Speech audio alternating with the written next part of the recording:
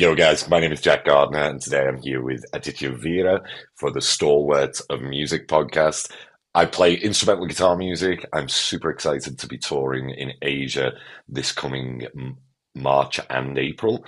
My first time in India, which I'm mega excited for. Everybody's told me how cool this place is. I've always been obsessed with the culture, history, and of course the music. It's a place where some of my favorite musicians ever have come from. So yeah, I'm mega excited to be here, and it's an absolute honor to be chatting to you, Addy. Super. Hi, Jack. Namaste. Welcome to an all new season of Stalwarts of Music with Aditya Veera. We are in season five now, and it's the best time to be part of this podcast. Lining it up along with your India tour, which we are all looking forward to. Oh man, no, it's an absolute honor to be here, Aditya. Honestly, thank you so much, man. I've seen all the guests that you've had before, and it feels a little bit like, why have you got me on here? You know what I mean? And, You, no, thank you. you're just kidding. You're just kidding. Yeah, yeah.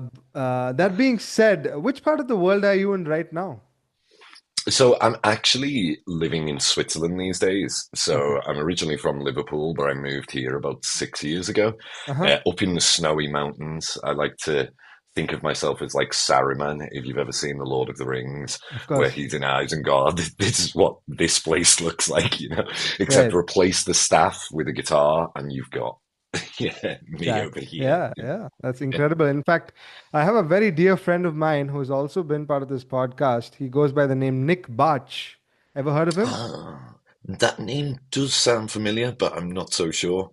He is Hmm. a wonderful pianist and he runs a wonderful jazz club in Switzerland called Exil. Exil is the name of the club Hmm.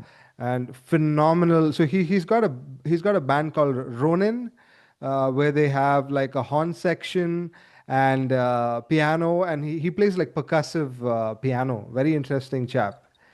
Yeah. Oh wow, I'd love to check it out. I love the name Ronin. There's a little hint to J Japan there, and you know Yes. me, I'm obsessed with anything Japanese. So that's cool, man. I'll have to keep an eye out. Maybe you can send it to me afterwards. Yeah.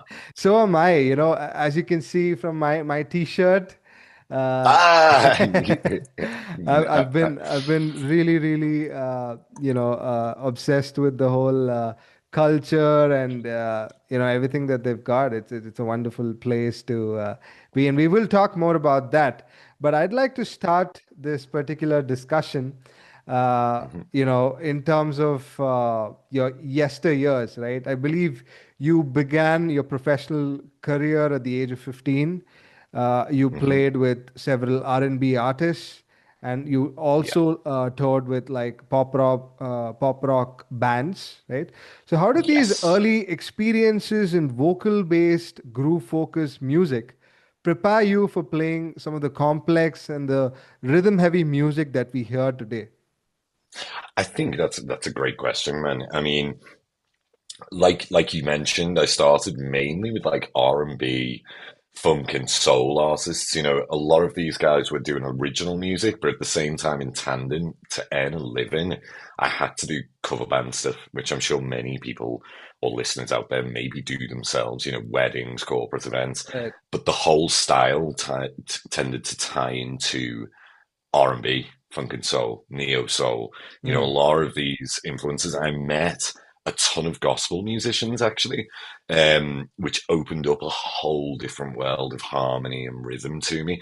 Even if we were playing like simple, in inverted commas, chord structures or pop things, they started to introduce this beautiful world of harmony to me, reharmonization, like bass players and keyboard players in particular were notorious for dropping in crazy chord movements, and I'd be there like, what? I've never heard this. I'm so used to rock music or, like instrumental guitar like Steve Vai and Satriani, where yes, they have beautiful harmony, but it's in a different way.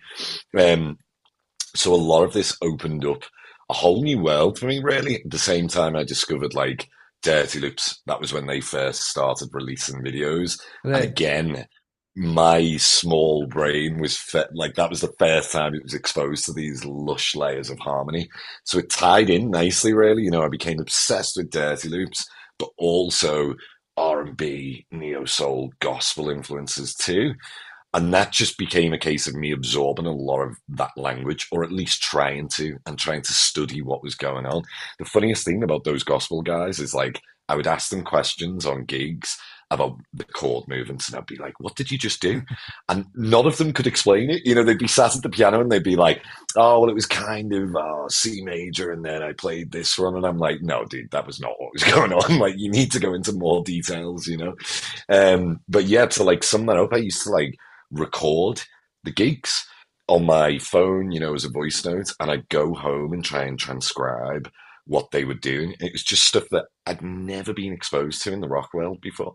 So yeah, like I would say they have literally been a huge influence on the music which I write now, Hmm. in the sense that it's a different world of harmony from what we're necessarily used to in like prog or metal or rock or those types of genres, if that makes sense. It sure does make sense. Combining everything that you spoke of, uh, what we hear today is a very modern instrumental. I don't like to use the word fusion, but it Yeah. often aims for very tight, perfectly quantized production. Uh, you know, Ah, eh? yes. Yeah, yeah, S- yeah, yeah. So when you write structured music for several projects like Urushi or Escapades, how do you bring Hmm. back that raw, natural groove and live feel into the music that can sometimes become too polished if one were to Yes, listen to it? that's a great question, actually. I mean, for me, Escapades and Arushi. So Escapades didn't have any real musicians on except for me. So my Right. first release, it was literally all VSTs really, except me, and then some little guest spot from Owain playing keyboards on one of the tracks. Okay. Whereas Arushi and then the upcoming album, Kintsugi, that's where I wanted to introduce the real players, you know, like the drummers. There's Mm. guests on there like Gianluca Pellerito, who, if you've seen Matteo Mancuso, he's the drummer for him. Right. There is like Aaron from Dirty Loops, he's on one of the tracks. Okay. There's a drummer, young guy who's on the tour with me, actually, Porter Bleake. Hmm. He's on one of the tracks too. You know, it's like, for me, it's weird. I was always used to playing with live musicians. And then my first EP has none of them on there. You know, it's like all of a sudden we're playing with a computer. That's where I find it harder to program grooves. Whereas having these real musicians again, they Mm. have that natural feel. They have that, like, nothing is quantized when you record a drum kit, is it? You know? And I know that things in modern production have to then be polished, but we try to keep as much of the raw feel there as possible in order to make it groove. I think that's the biggest thing. You know, making sure that not everything is right on the beat. And for Mm. me and my guitar playing, like, that is the whole point of my lead lines. We never edit those to be in time, and never ever like quantized. That's what gives it the floatier feel, or like the more pocket feel, if that makes sense. Right. Yeah. Uh, Given that we are living in an algorithm-driven generation, when it comes to social media aspects, looking at the Mm. whole Instagram guitar scene, how do you protect the authenticity and the deeper spirit of your music while facing constant pressure to create viral, fast-moving content, Jack? I'm so glad you asked that question, because it's a battle always in my head. You know, Yeah. like, it feels like a pressure a Mm. lot of the time. You know, when I'm working on this original music, or say I'm working on other projects or gigging or things like this, it always feels like the phone is there in the background saying, you haven't posted anything this week. You haven't posted anything in a few days. You need to do something.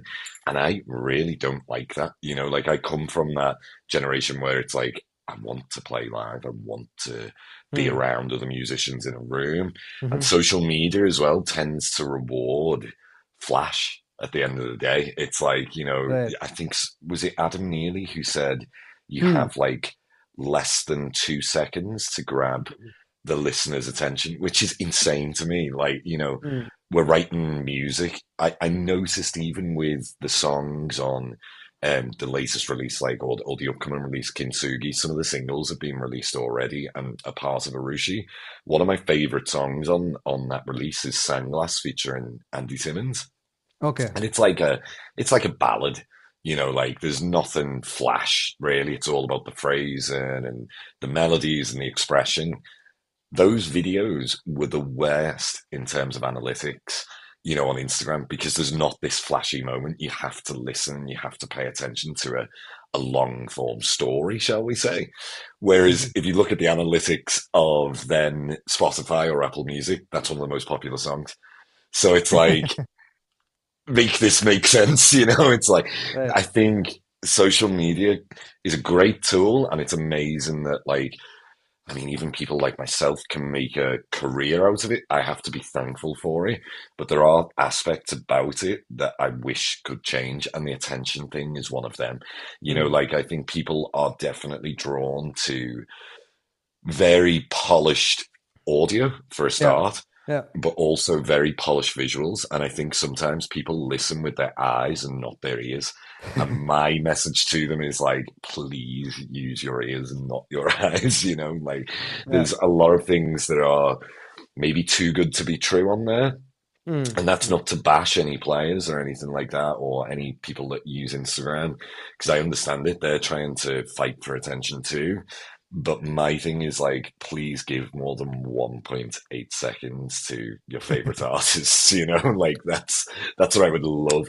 And don't get me wrong, I'm guilty of the doom scroll too, at times where you're like going through, but I just wish we could get a bit back to appreciating music as like a piece of music rather than a 15-second clip. I completely resonate with what you said. I'd like to talk a little more on this from some of my thoughts on this particular point of discussion. There was this Mm. recent controversy involving Giacomo Tura. I don't know if you've been Mm. following that, which kind of highlighted how in the online guitar world, copied content can sometimes get more attention than the true, genuine, improvisational approach musicians take. So after going through that stressful time and seeing the community support genuine artists in the end, has this changed the way you feel about sharing spontaneous improvised moments on social media, Jack? Oh, absolutely. Well, the Giacomo Tour thing I can definitely talk about because it involved me. I Yeah. was one of the original guys that he Right. stole from. Right. Right. And it's fascinating because, the solo which he took of mine Mm. was an improvisation I'd made back in 2013 on my My YouTube goodness. channel, like a random, Okay. like it was a practice vlog. I think I was like 19 or 20 or something like that. And I was just sharing my solo over a funk and soul tune called Never Too Much by Luther Vandross. And it Oh, was wow. when I got like tagged in comments back in 2020, like, Jack Gardiner, this is you, isn't it? And the comments are disappearing every time I like click on the video. And I was listening through to the clip, and I'm like, I recognize this. Like, where is this from? And then it clicked, and I was like, that's something I play, And then I went back through YouTube. I found the original video, and this is the thing: is like you see a guy post your solo that gets millions of views or whatever it was. It was a few 100,000 views, Yeah. Yeah. and you're not tagged anywhere in it or whatever, and you're thinking, wow, it's cool that many people like it, but why do they like it? And it's because of the way in which it's presented. He had the backwards cap, and he looked a certain way, and the lighting's really good. But what made me laugh is that it was all mined and it was all edited, whereas the original was like an improvisation kind of thing.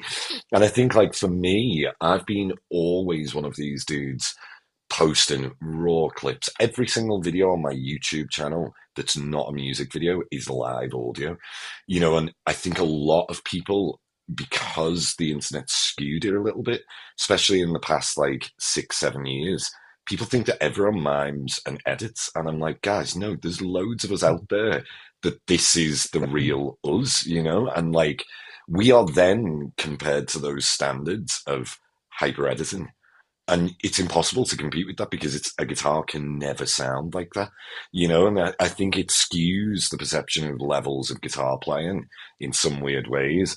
But the big thing which I think that scandal showed was that, again, people are listening with their eyes and not with their ears. Like I Mm-hmm. heard those videos and straight away you can hear the punch-ins, you can hear that it doesn't sound like Yeah, real guitar, yeah, yeah. but maybe 90% of the audience out there can't. And maybe there needs to be some kind of either education or like maybe there needs to be some kind of transparency out there on what's real and what's not. Like, I mean, I know when I spoke about this back in 2019, when I first discovered that there was editing going on, I didn't know anything about music production in that sense. I was a complete beginner until a friend showed me. And I was shocked and I was angry. I just thought that the level of guitar had like shot up, in the 5 years that I'd taken a break. But then it was like, I made a video talking about it. I didn't name any names. I was just like, let's be aware of this is what's going on. And I was like, maybe blacklisted from certain things in the industry because of that, and it's like now it's, 6 years later, 7 years later, maybe, and people are having the opposite thoughts and they're shocked now that it's been revealed that Mm. this is what some players like, of course, Mr. Tura did. It's like we, as the kind of real players, in inverted commas, I hate using that word because I don't know, it feels a bit weird, but guys who are doing live audio takes have been there all along, but have been maybe ignored. It's like I hope that people can now start to come back and see, there's social media guitar playing in a lot of cases, and then there's like live players, maybe if you want to call it that. Like it's just education for the listeners, I think, really. You know. Another fun fact, when that entire thing was going on, I get mails from this random dude who wanted me to do a podcast with Mr. Tura. Yes, Yeah, yes. I was like, who is this guy? Like, I mean, I was super puzzled because I hadn't heard of him or ever come across his work, and then I did a little bit of research, and then I was like, I'm not gonna waste my time on him. Yeah, I mean, the biggest thing for me is like, you can make a mistake maybe once or twice and people will forgive yeah, you, but there was that many examples that right, it was just a little bit dodgy. Now, if he'd have come forward and maybe, yeah, apologized to those players and then maybe gave back to, of course, like not guys like me or Alex Hutchins, we wouldn't ask for that, but the guys who had like 10 views on their videos, maybe if he made a spotlight for them and yeah, said, okay, I'll use my platform to promote these, correct. like smaller channels that I've stolen from, maybe that would have been more of a forgivable situation. But I'm not so sure whether that was the case, that was the response, and like, Hmm. yeah, I would never wish bad on anyone. Like, I hope the guy's okay because I saw so much hate online. And I don't believe in any of that. I don't think it's right to go after someone like that. But at the same time, like, yeah, it's about owning up to your mistake, really, isn't it? And I don't know if that happened necessarily. You're also an equally accomplished teacher, and you've helped several many students understand a lot of techniques, be it hybrid picking, legato, or even modern harmony for that matter. But beyond Mm. all, the technical skills is what plays a pivotal role in shaping that up, right? So, what deeper lesson about musicianship do you really want them to learn through some of these master classes or whatnot that I you offer? think the biggest thing which I always say is like music for me at least is going to be different from what you want, and you have to have like a clearly defined goal. Do you want to be like a composer? Do you Mm, want to be an improviser? Do you want to play jazz do you want to play? Whatever style it is, but you need to figure out kind of a plan. There's Hmm. no point in sitting there and working on, like we'll call it fusion improvisation Right. if what you want to do is compose, I don't know, pop tunes. Like you need to prioritize what you want as a player or as an artist. A big thing which I always try to make out as well, especially in the improvisation ones or the harmony masterclasses which I teach, is that it's all well and good playing with yourself and the DAW and all that kind of stuff, but really playing with other musicians is the key, especially in like improvisational contexts. We can Yeah. practice. It's amazing that we can practice with backing tracks at home with anything we want, any chord structures, whatever. That's Hmm. super cool. But improvisation based music involves playing with other people. And, a big thing I see is that, especially in the younger generation now, is that they don't jam. They don't go and meet other players, like for me, I learned the most when I was playing with players that were light years ahead of me. Hmm. When you feel like the idiot in the room kind of thing, you're like the beginner, it's like, oh, what's going on? But those moments teach you because you understand then that it's like a language. It's all about communication. It's all about feeling where you are within the groove or the pocket or within even in an improvisational context, listening to other people and what's going on and how you react. So my kind of point in a lot of these lessons is learn all of this stuff which I'm teaching you. Like treat this as like the foundations. It can even be advanced technical things. Practice that in the practice room, but then go and seek out other players, especially ones that you would consider better than yourself at what Hmm. you want to improve with. And that is something that we can't let go of. I think that's what makes you learn quicker, but it also expands everything in terms of your vocabulary too. So don't underestimate the power of playing with someone else. One example I'll give of this, sorry, I know I'm ranting a lot No, about no, it, go for it. but Go is for it. Yeah. I noticed this in a lot of masterclasses that I've been teaching, is that I'll get students up to come and jam with me, and it's like they can shred, the backing track or just what I'm comping for them with lead lines. But then I'll ask them to play like a funk groove and just say, "Can you just hold this down?" And it's fascinating that there's no rhythm vocabulary there whatsoever, or they say that they find it really hard. And I think that's because they've never played in a band or they've never been Yeah. put in that situation before. So it's like they can excel at this extremely modern phrasing full of chromaticism, full of outside playing, but then sitting on a E7 vamp becomes difficult. And it's like Mhm. we need to be I mean, I'm not saying we need to be because everyone's needs as a musician is different, like I said earlier, but I would like to think that you would like to be a well balanced musician. And in order for that, you need to explore all of these different avenues of playing. I mean, to be that well balanced musician at a time when many guitarists are happy just plugging in directly and using their in-ear monitors.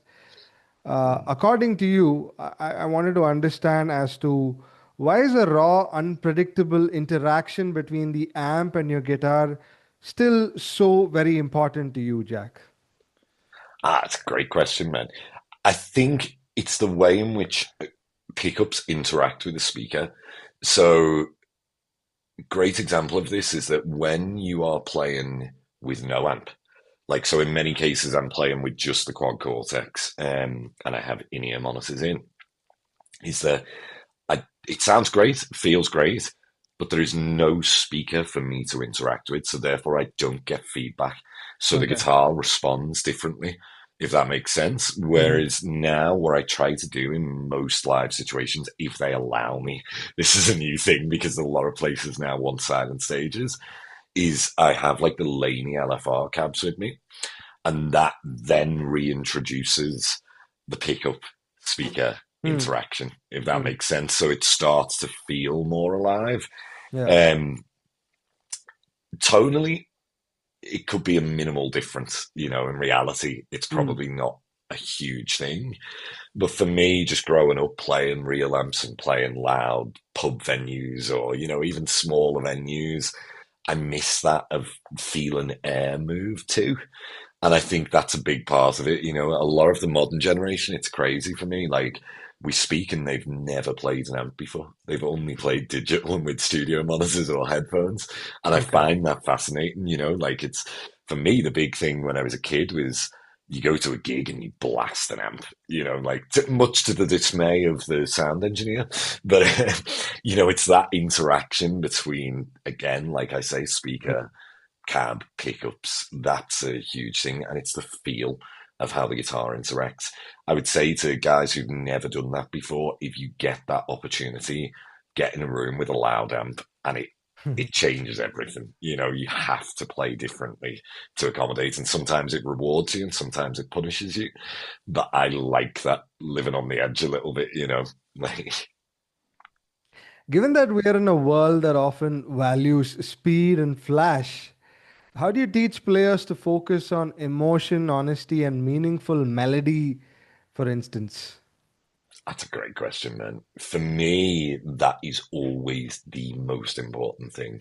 My favorite players are guys like Andy Timmons, Yeah, who else? Eric Gales, the blues yeah, player, yeah. Josh Smith, Frank Gambale, even Guthrie, all of these guys, whilst they might have a lot of technical flash, it's their phrasing that speaks to me and their own unique personality. And that comes down to the micro details, the subtleties. So Mm, mm, bending, vibrato, the inconsistencies, especially, if you compare this to, say, maybe the metal world where everything has to be polished, that's the sound. mm, I think what makes a guitar player sound unique is the inconsistency of the vibrato or the bends or how hard they pick, or how light they might pick.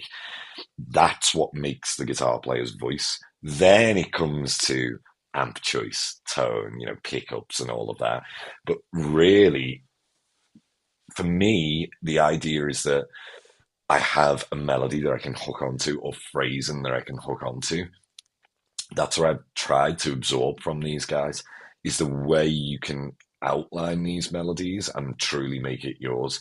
Like anyone can play the note E, but how do you approach that note E? Do you bend into it from a half step below or even micro pitches below, or do mm. you go from above? Do you have a wide vibrato? Do you pick hard? Do you pick soft? Like which part of the pick we can go into crazy details, Yeah, yeah, yeah. Of course. but that's exactly what I think makes a player unique.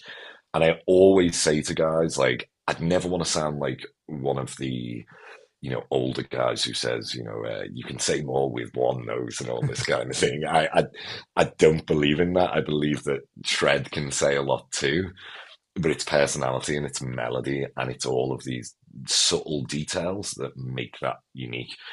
My big thing that I always say to younger players is transcribe as much from your favorite players and those players that resonate with you and try to see how they approach language and how they execute Mm, melodies, mm. and that's how you create your voice then. You take from as many different places as possible, act like a musical sponge, but melody needs to be the focus. Technique, it's great to have, and I'd always encourage people to work on it if they want to. I personally never did that. I was never obsessed with like, I need to get my legato like this or tapping like this. I consider that more like the gym. For me, technique is just like a tool on your belt that if it enables you to play the phrase that you need, then it's useful.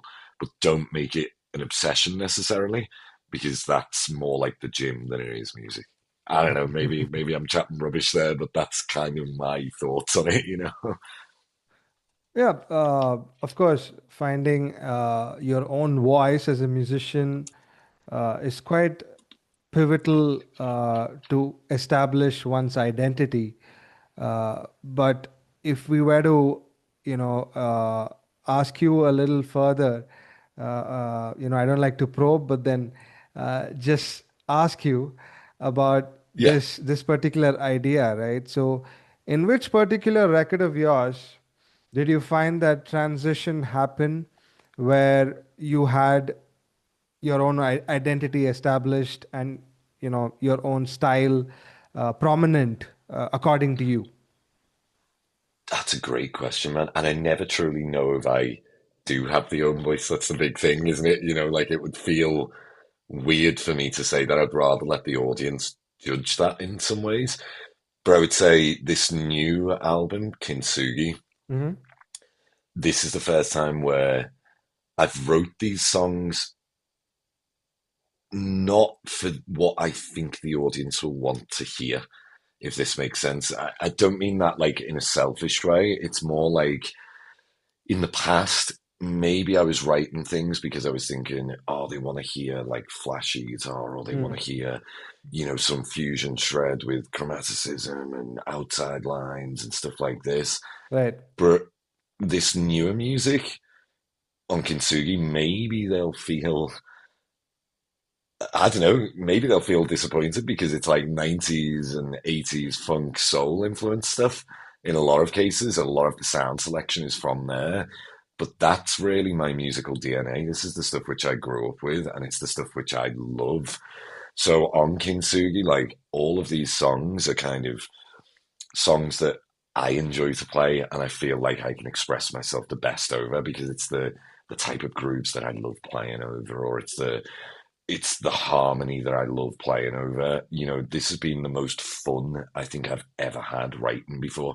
I said to myself, like, no judgment. The ideas are the ideas. They could be super cheesy to some people. Maybe it sounds like Sonic the Hedgehog sometimes, but like, that's what I love. And this is kind of me being raw. Even the title itself, the reason why it's called Kintsugi is like, Kintsugi. I don't know if you've seen that before, Aditya. It's like Yeah, I in have. Japan.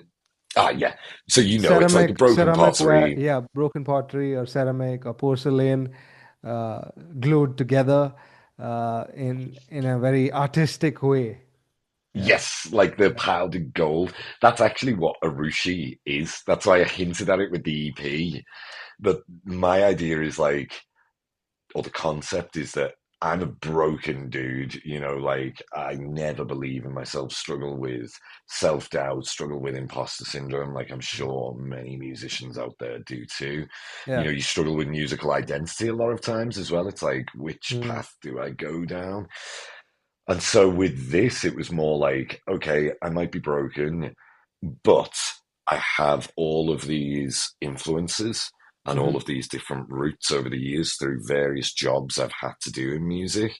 And the idea is like it's remaking something through collaboration with like my favorite artists or heroes of mine, or you know mainly people that I consider good friends as well now. Like some of these people are the closest people to me in life, so it's like they are almost like the gold and the glue that like makes me whole again, kind of thing. And they've given me the inspiration and kind of like held it together for me. So although it's not this like perfect representation of music, it's full of slips and inconsistencies. There's no hyper. I mean, it's well produced, but it's not like a hyper produced thing. It's more like this is my playing now. Here's a snapshot of me. This is the music which I love. If you love it too, that means the world to me, kind of thing. Like, even if it's not a perfect product. It's me as this broken guy presenting to you what is my favorite things and maybe like the best which I hope to offer. I was having this interesting conversation with John Petrucci last month while they were doing their India tour. And Mm, we spoke a great deal about their album Parasomnia.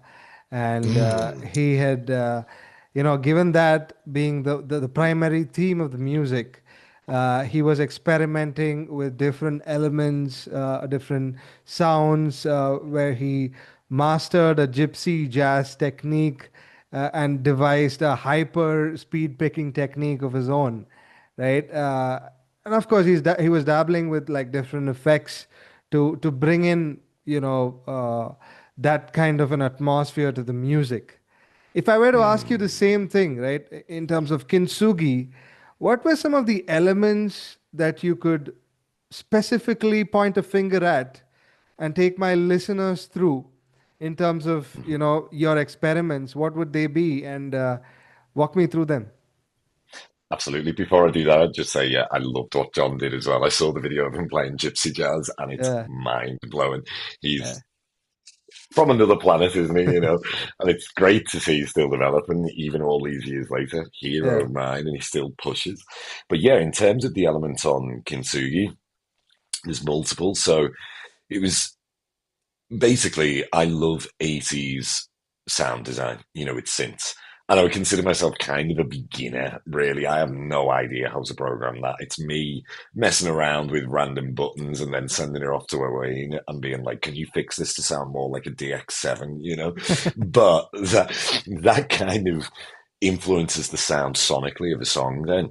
And the same with guitar tones, like I became obsessed right at the beginning of this record with like the 80s and 90s DI tones. If you think of guys like Steve Lukather or yeah. Dan Huff, like Greg he's another example. Gaines. Oh yeah, dude. Insane. Like Yeah, yeah, a lot of like the MJ records have this like correct. beautiful clean sound. Yeah, So I was trying to replicate that with modern software, and I went down a rabbit hole, dude, for weeks where I'm like, oh, can I replicate this being sent into a desk with a compressor here, whatever. But that sonically changed a lot of the writing then because I had these sounds and I was like, I want them to be a feature. It's like a throwback to these like 80s, 90s guitar tones. mm, But also, there's a few songs on there. I mean, the album has a lot of Japanese names and influences there. Even the title, Kintsugi, is. I have a great love for Japan, and I've been obsessed with the history and culture since I was, very young. I have a whole bookcase in my parents just about Sengoku Jidai, it's called, which is the period of war in states from like 1500s to the 1600s. But with that came an interest in like their traditional music, like the shakuhachi, a lot of stuff with the shamisen too. And so you'll hear elements of this. I tried to research how they play and program it, like with VSTs, in some cases getting real players to do it too. But I wanted this like distinctly Japanese sound on a lot of the songs. You hear this in city pop from a lot of Japanese bands too, Cassiopeia, in terms of the oh synths that yeah. get used. Oh yes. Cassiopeia. Cassiopeia was, so I had Tetsuo Sakurai on the podcast last month. It was Ah, yeah. it was the first time I did a podcast with an interpreter because I am still learning alphabets in that language, Yes.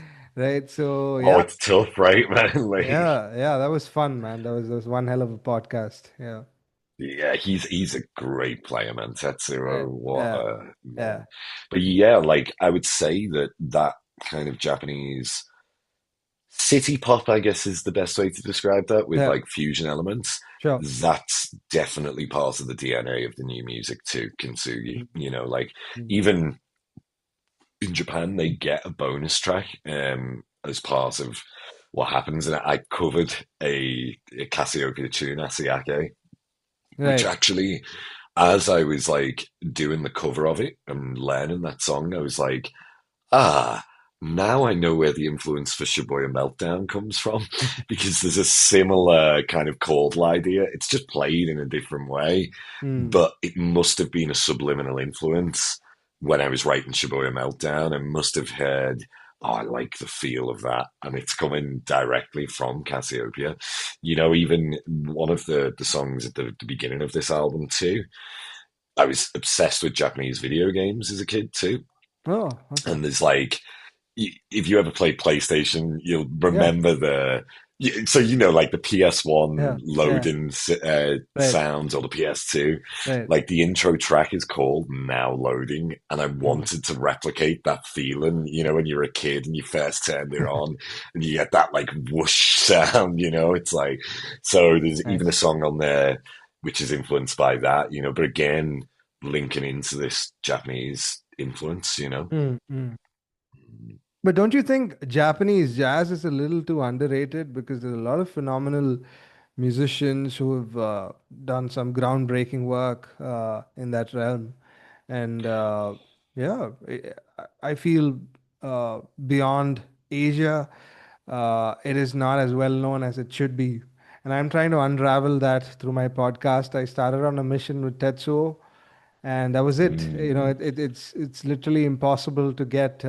I've been really meaning to get Kazumi Watanabe on the show, and he's another phenomenal mm. guitar player, but I believe he's in a very bad shape at this point in life. Yeah, Oh man, I'm so yeah, sorry to hear that because he's one of my favorites too. I yeah, remember watching all of his videos, being yeah, like, yeah. "Whoa, dude, you're on a different planet." Have Ah, you seen his work with Jeff Berlin and Dennis Chambers? They had no, actually, I need to check. yeah, they You had a need to trio. send me some I links, will. please. Like, I certainly yeah. will. Yeah, yeah. But you're right, man. I mean, there's such a world there that's maybe undiscovered for a lot of people. Like, I mean, there's a Correct. drummer which I absolutely love, Senri Kawaguchi. Have you heard her before? Not really. Yeah. Oh man, she's like, very young, I think like maybe 27, maybe Okay. 28. She's like, if you saw her, she's maybe 4 feet 11. I don't know what that is in the other system. So really small. She sits behind the drum kit and man, it's like insane fusion chops, insane Hmm. jazz chops.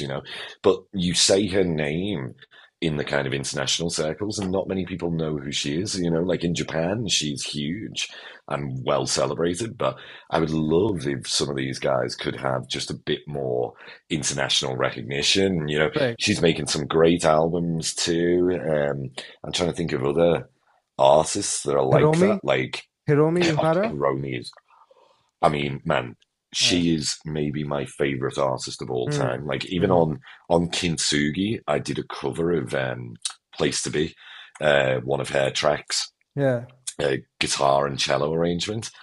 Man, she makes I can't watch any of the videos of her because she makes me cry every time. It's that like emotional connection with her music that Yeah. yeah, that's why I chose to do a cover of that song actually, was because whenever it came on, if I know that I can't cry in front of another person, I have to turn that song off because it just gets me. So I was like, if I do a cover of it, I don't make myself cry. That would be insanely egotistical.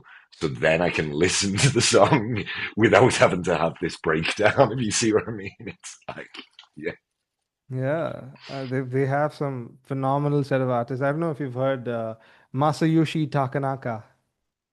Oh, the guitar player is that? Yeah, yeah. Yeah, He's yeah, got yeah, that fancy man. surfboard kind of a guitar that he brings on stage. And then there's Tomoyasu Hote, another Oh, phenomenal. don't know that name. Yeah, yeah, yeah. Yeah, yeah. He had several hits, instrumental hits that he put out, and he had put out an album last year as well, along with Hmm. another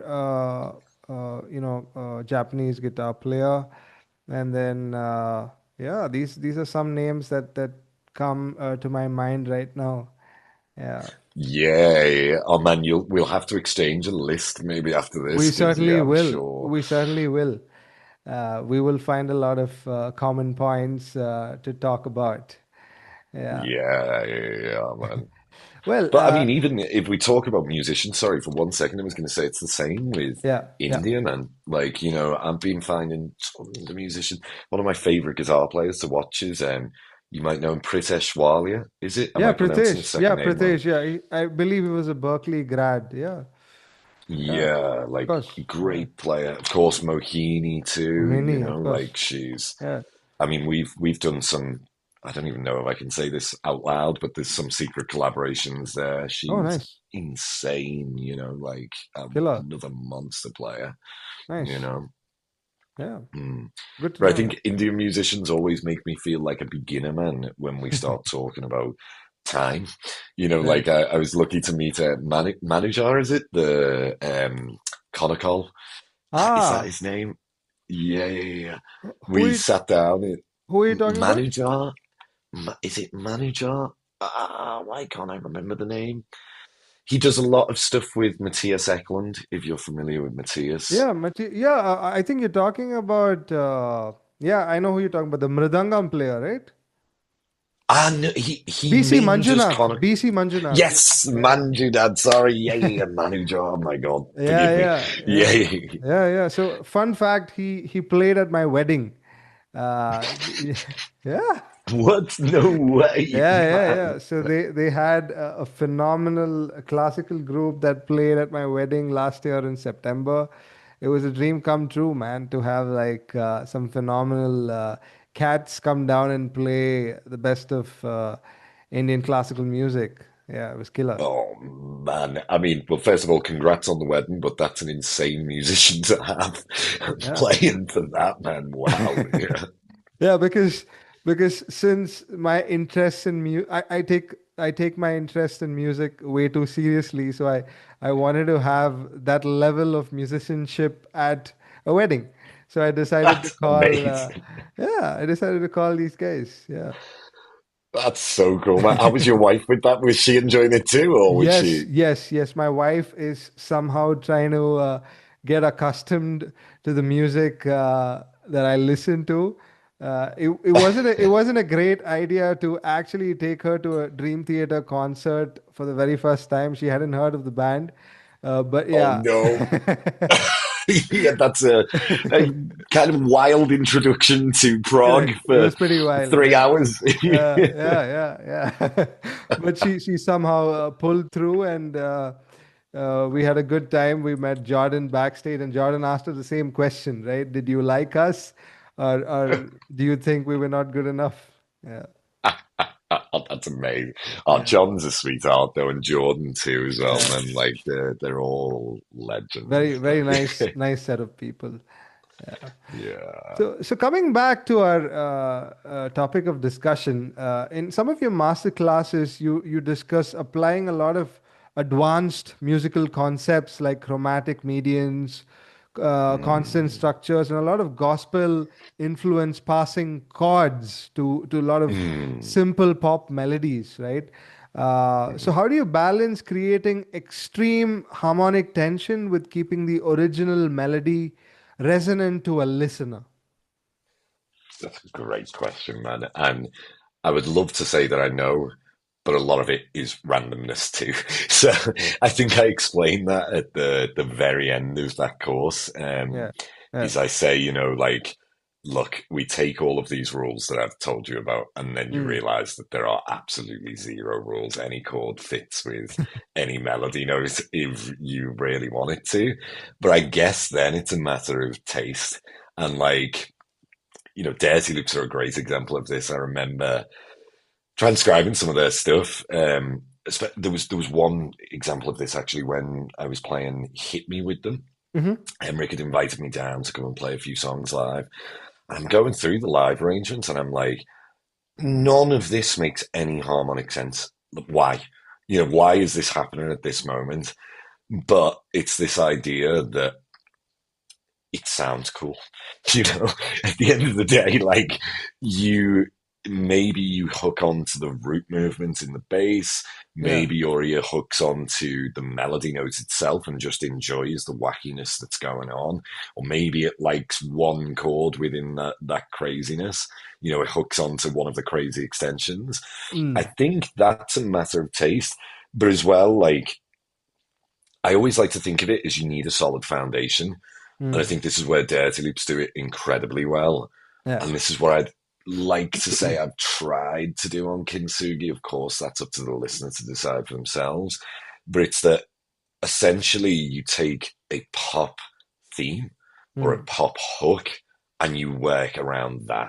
Like I think a lot of people think that we maybe do these reharmonizations on the fly. No. Like there are common movements that we can do and common cliches, and maybe some people can figure out like a cool progression on the way, but a lot of the stuff is heavily arranged.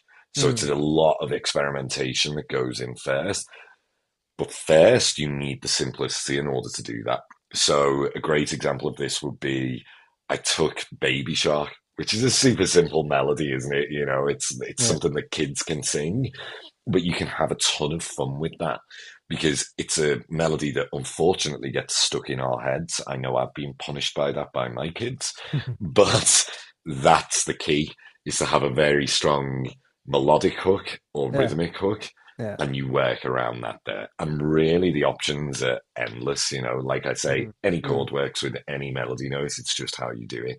mm. But yeah, man, I mean, I shout at myself sometimes, like, was that too much? You know, like, or sometimes the opposite. I'm like, dude, this harmony is too boring. Like, you need to spice it up to make it work. But I would just say experimentation is the fun with it, and can take you hours and hours sometimes to figure out like a progression that sounds cool to you. Just understand that the listener might not be into that too. You've got to kind of, you know, but that Salt Bay guy, it's like you've got to kind of sprinkle it and Mm. slightly introduce it to them, and not just go full in, here's a million chords. You know what I mean? As you rightly mentioned, if we had to take sophisticated, beautiful harmony, which isn't limited strictly to jazz-based genres, when Mm. you compose a lot of these original tracks for your solo EPs or albums or singles or whatnot, do you typically start with a strong pop style melodic hook and harmonize it outside, or do the complex chord structures and dictate the melody? The first way that you just said, absolutely. Like, I like to think of my instrumental tunes more like pop tunes in the beginning. So Mm, I want like a really strong chorus hook, okay. or like it could be a rhythmic hook, you know, just something that like anyone can relate to, regardless of what their musical tastes are like, or Mm, what their musical ability is. Because I think like you want to make this music as accessible to as many people as possible. Like a lot of the new songs in Kintsugi, although there might be crazy harmonic moments or crazy shred moments, even from some of the other players, is I want to have more of like a groove. Like, you know, if you remove all of those elements, it's still something that you could dance to if you're just into disco music or funk music or soul or pop or whatever, you know. And I think really the main focus for me is always that relatability. You know, we think of jazz music.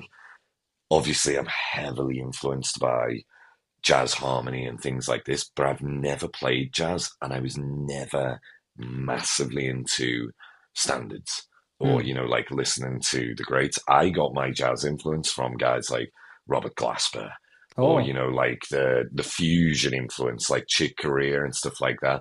I think Mm, a lot of people probably assume about like me that, oh, dude, you can play over changes, you can play over giant steps because you're writing these crazy harmonic things. And I'm like, no, dude, like that. I was never exposed to that. You know, we didn't have a scene for that in Liverpool. Like, mm, mm, um, but of course, I'm influenced by it. You know, it's like, of course, we can take some of those elements, and but I would never ever consider myself a jazz dude. I'd be like, it's rock with jazz influences. You know, like that's the kind of way I'd say.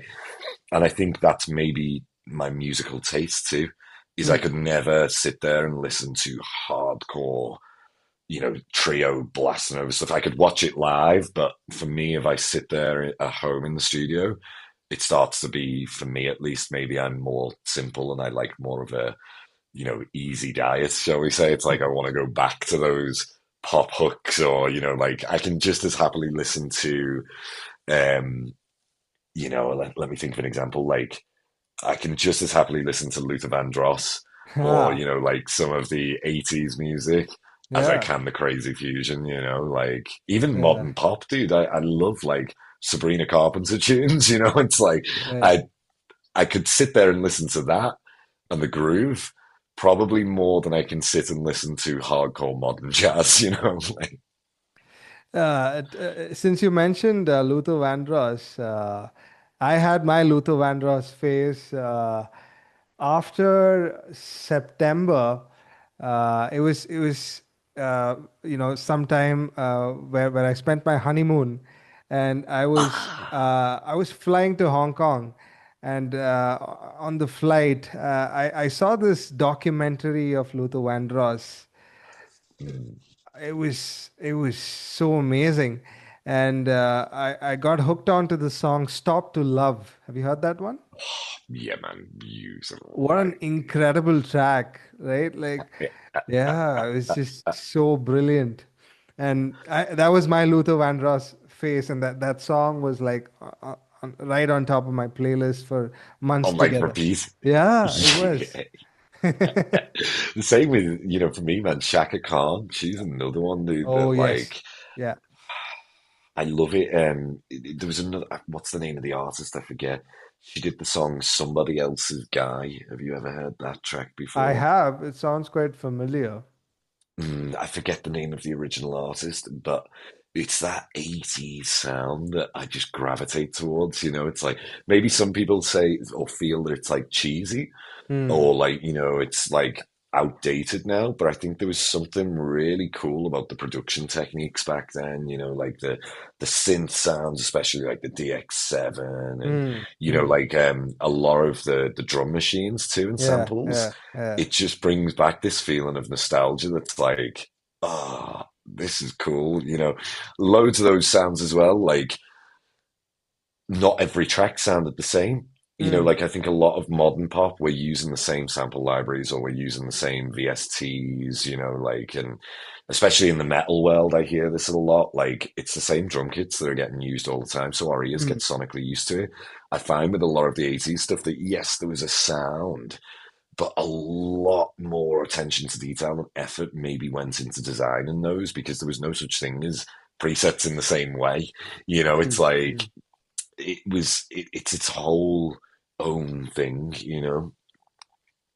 Mm, Talking about your, improvisational roadmap series, it mm, heavily advocates for an intervallic approach to fretboard navigation, which mm, in turn helps a lot of players escape traditional geometric box shapes. So while yeah. improvising over a lot of these rapid chord changes at extreme high tempos, are you Mm. actively calculating intervals relative to the shifting route in real time, or does it eventually become a purely auditory reflex for you, Jack? That's a really interesting question. I'm going to say exactly the transparency with it. I hate playing over extremely fast moving chord changes, Mm, improvising. I don't enjoy it at all. Can't really do it if it's in a jazz setting as well. Like I mm, can be totally open about that. Like, if someone was to sit me with Giant Steps or 26-2, that is my idea of hell. Like it just isn't going to happen. I don't have any of the vocab for it. But when I'm playing through changes, for sure, I'm still trying to think of relating everything to a root note. If things become too fast, so say like there's a really fast 2-5-1, this doesn't appear often in my music, but the way which I would approach it is still trying to think of where the chord tones are rather than thinking of the key center itself. Now, there are times when that becomes maybe impossible. That's when I start to think of triads and arpeggios. But I'm still identifying what interval is going on within that triad or arpeggio in relation to the root notes, if that makes sense. It's like I can never see like, and I don't think anyone can, like see the full neck and you can, oh, we're playing over a D minor 7 for literally half a second and then it's a G7 for half a second. No, you have to get used to chord tones and what they look like on the neck. What I try to do though is just see what's the third, what's the fifth, what's the seventh, etc. If that makes sense, and use those as my anchor points to mm, play through them. Like a lot of the improvisation roadmap you'll see, especially in like part one, is I talk about like pentatonics being like the groundwork as a guitar player and the framework, and adding intervals into pentatonics to create full scale so that we keep our phrasing rather than blasting through 3 note per string, etc. Now, while I say that would work for more complex chord changes or more complex harmony too, is that it gets to a point where, especially in jazz-based stuff, where it's too fast. mm, Like you mm. can't, there is no one scale fits all. You should always be thinking of individual chords. At least that's what I think. Um, but yeah, you should always be aware of where the root note is and describe the intervals that way, if that makes sense. Right on. Mm. In the interest of time, I would like to talk about the main topic which all the Indian fans are eagerly waiting to hear, your India tour. And of course, you mentioned your fascination for dirty loops, and that might be one of the reasons you have Henrik in the band. Yes. But could you also tell me about how did you decide on Rob Araujo? I've heard him during his Anomaly days when he used to play with Anomaly, but I wanted to understand more about having him in the band, and of course the drummer as well. Oh yes, man. Well, of course, Henry. You know why he's one of my Yeah. good friends now and heroes. But we were really struggling to find like a keys player. I had a few guys in mind, and they seem like more of a rare breed. Like there seems to be tons of guitar players are always everywhere, but keyboard players, it's like a great keyboard player and someone who can act as musical director too is a little bit harder to find. We needed someone that can run backing tracks, that can Mm. loop sections of backing tracks, that can Sure. route in ears to everyone. And so originally we had Porter first, who was the drummer. Chris messaged me one day and was like, "Oh, dude, what do you think of this guy?" And I was like, "Man, I've been a massive fan of Porter for a while. I didn't even think to ask him to play Yeah. drums." Yeah. Porter Bleake is like 21 years old. His chops are ridiculous, but his pocket is insane. And he was like, "Man, I've been a fan of your playing. I've done covers of your stuff before." I was like, "Well, dude, if this seems like it's a perfect match, it's like, then here we go." Yeah. And then it was Porter who was like, "Oh, maybe Rob Araujo would be interested." I was away in Mm. Japan, and so I wasn't checking as much of my messages. And Chris, who's tour manager on this tour, was like, "I think we've got a keys player." And I was like, "Oh, who's that?" And he was like, "Rob Araujo." And I nearly threw the phone. I was like, "Rob Araujo, I've been a massive, massive fan of his playing. His music has been on my playlists for forever," kind Yeah. of thing. Another very close friend, Ricardo Oliver, who's the bass player for Mateo, he used to play with us when we toured. Hmm. I remember us doing, 3-hour car journeys just with Rob Araujo on loop. So it was one of these things. It was like, okay, if this is possible, then this is an amazing band that we've got here. Had a phone call with him. He's the loveliest dude. He's very, very quick quick-witted, I would say, Mm. which is nice because yeah, we need a bit of that in the band. I think some of the banter. We've got two Americans, two Europeans, so I think to link this gap is going to be interesting. But yeah, man, like Rob, what a player, both in terms of improvisation, but in terms of compositions too. He's fascinating for me. One of the kind of pioneers of modern keyboard led Yeah. instrumental music, so I feel incredibly, incredibly lucky and grateful that, not only do I have him, but of course Porter too, who's going to be, I think it's lucky that I've got him now because I think in a few years' time, everyone's going to want to play with Porter kind of thing. And then, of course, Henrik, who is a hero of mine as well as being a close friend. He's the bass player that I always imagine when I'm writing my music. Whenever I'm programming bass, I'm like, "Oh, what kind of stuff would Henrik play? Do you think here?" And then when he sends me the tracks, it's nothing like I've imagined. It's always 10 times better. Yeah, it's one of them, man. But I'm mega excited to bring them on the road to India in particular. I know this is a country that we've all spoken about. I know Henrik's been there before, but myself, Porter, and Rob have never. So this is mega exciting for us. We're all a fan of the food. We're all a fan of the music. So I think it's going to be maybe a kind of inspiring few days that we're there. We of course cannot wait to meet the people. I think my message inbox request when that poster was posted the other day is just flooded now with guys saying, "Oh my God, you're actually coming!" Like we can't wait. It's man, it's I'm truly honoured by that. It blows me away. Like super excited to play, man. Well, I'm glad too. I'm personally such a big fan of your music, and Pay you later. yeah, and of course, meeting you in person would be a dream come true. I really would love to have a live podcast done with you, which is going to be quite historic, for India Man, and for the people of the world. So I would like to facilitate that as well. And that anything you need, honestly, man, this has been a hang. I would love that if we get some time to sit down, yeah, that would be chill, great. That would you be know. great. And what is the kind of set list that you all have put together? How long is this set, and what is the music that the people of India will get to hear? Amazing. Yeah, I'm worried that it's actually too long at the moment. It's probably about an hour and 40 minutes. Okay. But I'm playing the new album in its entirety. So Okay. they'll hear all 14 tracks of that. There's Nice. some of my older material, some collaborations, like that I've done with Henrik before, or Sure. guys like Corey Wong. There's Ah, some right. stuff like Wow. that, stuff Nice. that I've done with Owain before. And then there's a few covers too. So there's some little surprises. We're still figuring out smaller details, whether maybe we play some of Rob's music as well. But yeah, like the main core of this set list is the new album. And there's a lot of surprises, shall we say, in terms of how we're managing this set. It's like I would say to people, don't expect your typical like four-piece like jamming, Oh, head.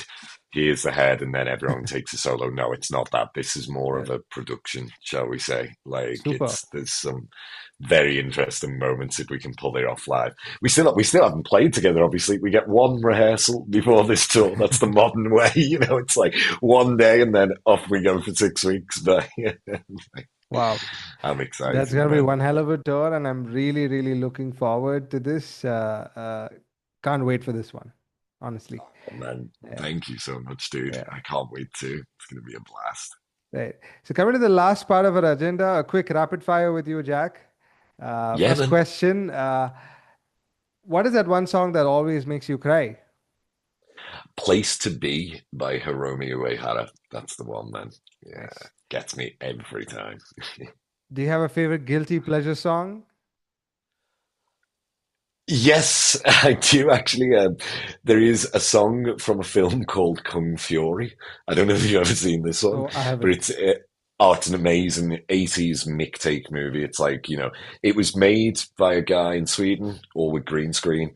Oh, It's nice. based off of the 80s cop films, like Miami Vice and stuff like that. Oh, But there right. is the title song from that is called True Survivor, and it features David Hasselhoff.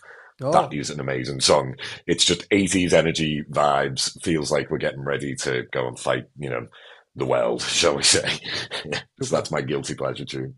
super. If you had the superpower of putting an all-star yacht rock band together from the 80s, who would you like to be a part of it? So you have a superpower to bring the dead back to life, right? So who would you Mm. like to be part of this dream ensemble of yours? The yacht rock, oh dude, Jeff Porcaro, he's gonna be in there, Right, I right. would, who else would I take? Bass player wise. This is a tough one, man. It's gotta be a slapper. That sounds really bad in English, actually. I just realised that.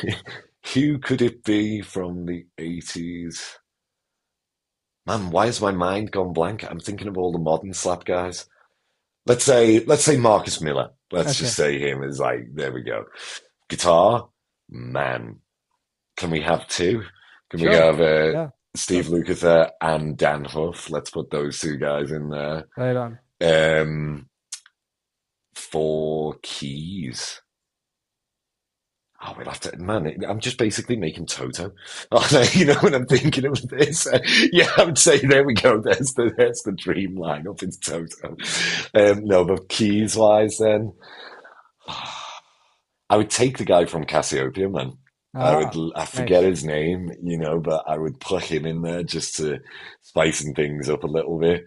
Okay. And then maybe just to throw things completely out the windows, have Michael Brecker on sax to just make Wow. it, like if we need a power solo, it's like we've got the man kind of thing. Sure, sure.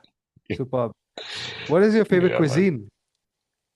Oh, Dude, don't make me choose between Indian and Japanese, please. I had Indian food yesterday, and it's one of my favorites, man. Like, Okay. although I regretted it because I chose a vindaloo, and wasn't expecting it to be as spicy as it was yesterday. So today was a bit tough.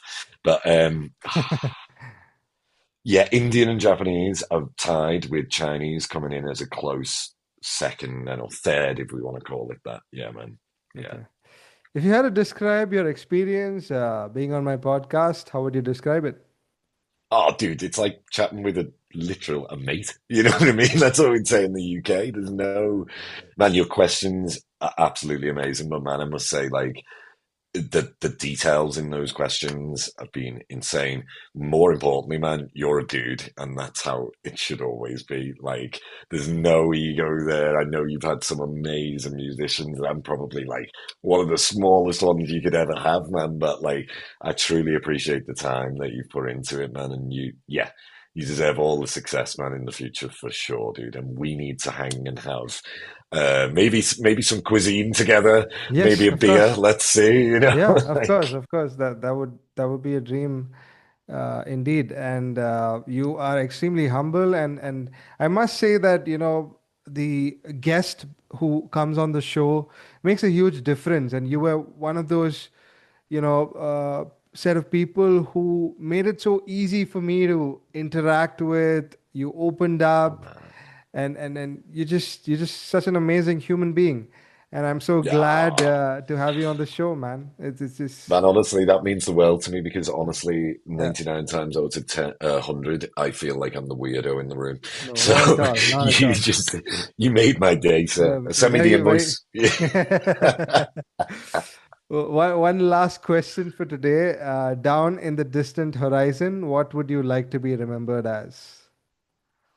You know what, man? Like, it's two things really. Is like, I love education, Yeah, so I never want to let that go, even if now I'm trying to shift focus more into the artistic side of things. of course. It's like I really want the younger generation to understand things with no mysticism, and forgive me for the use of the word, but no bullshit, you know, like I don't want Yeah. to lie to them and say, oh, here's a quick fix. I want them to know that it's years and years of work, but it's not rocket science in the same way that maybe some of the fields are. So that's one thing, is to be like an educator that tried to give the tools to the next generation to go on and make things better than what I can do and what our contemporaries can do. But secondly, is it's like as as an artist, it's like I'd love to be able to say to musicians like, do what you love with no fear of judgment. You know, like I know it's very easy in the modern world to read comments and negativity, and that can change your mindset. And believe me, I've been there too. Like I've been through depressive phases where I'm like, yeah, maybe I've got no feel in my music. Maybe I need to go and write a proper tune or whatever. But no, like be true to yourself, be who you are.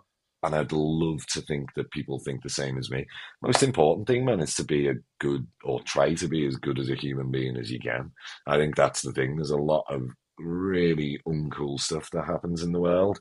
I think community is the biggest thing. That's what growing up in Liverpool taught me, is like, we can be from poverty, but we need to be good to each other, like, and that's what makes the world work in that way. And I hope maybe even the music reflects that. You've got to deal with things with humor. You've got to not take yourself too seriously and just be nice to other people. That's such a Sorry, such that a sounded like a kind of, maybe I sounded a bit up myself saying that, but I truly believe in that. Like, man, we've got to have fun. You know what? I said something very similar, right? Like, I did a TEDx talk in 2018, uh, Oh man. and I concluded my entire talk by that very quote, right? Do not take your life too seriously, because for everything else, there is curd rice. Yes, yeah, yeah, yeah, yeah, yeah. So I curd like rice is that. a staple diet, and my band is. I used to have a band, which was Yeah, called Curd Rice Blues in our language, in South Indian right. language. So yeah, that's another mere coincidence in terms of what you mentioned. Yeah, Yeah. Remember, it's true. I think it's the same with music, man. Like Yeah. a lot of people in our genre, or like if you want to call it like, jazz adjacent music or Yeah. whatever, like with Yeah. fusion, Yeah. they take themselves very seriously. I'm not going to name names or have a go at anyone, but like you see the cover art and there's nothing wrong with it because Yeah. there is an Yeah. element of sophistication, Of but it course. will be like Pythagoras theorem or Yeah. really intellectual concepts. Of And I'm course. like, dude, I'd much rather have me with an Ibanez that's photoshopped with like a gun on the end and like a cop, thing. It's like, man, that was what we did with Owain, call the album Shredemption. Mm. It's like, we shouldn't take ourselves too seriously in all of this. Of We've course. got to keep that human element, Totally. like Totally. Yeah. yeah. Of I course. always live and die by that, man. Is like, if I can't take the mick out of myself, then something's wrong.